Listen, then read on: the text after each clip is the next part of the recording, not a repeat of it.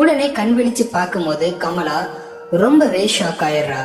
அது ஏன் அப்படின்னா கமலாக்கு முன்னாடி ஒரு சின்ன பொண்ணு நின்னுட்டு இருக்கா.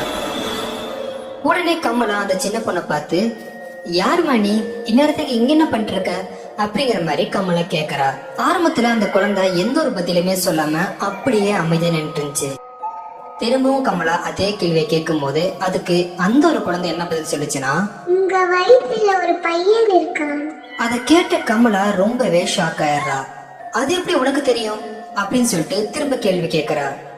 அவன் ரொம்ப ஆரோக்கியமா இருக்கான். நான் அவனை என் அண்ணனாக ஆக்க ஆசைப்படுறேன். இதை கேட்ட கமலா ரொம்பவே சிரிக்க ஆரம்பிக்கிறா. அவ இன்னும் பிறக்கவே இல்ல, அதுக்குள்ள எப்படி உன்னோட அண்ணனை ஆக்கிக்க முடியும் அப்படின்னு சொல்லிட்டு கமலா சிரிக்கிறா. பிறந்திடுவான். இதெல்லாம் ஒரு பெரிய விஷயமா அப்படின்னு அந்த குழந்தை சொல்லிட்டு உடனே தனக்கு பின்னாடி இருக்கக்கூடிய கத்தியை எடுக்கிறா. அப்பதான் கமலாக்கு தெரிய வருது, இது சாதாரண குழந்தை கிடையாது,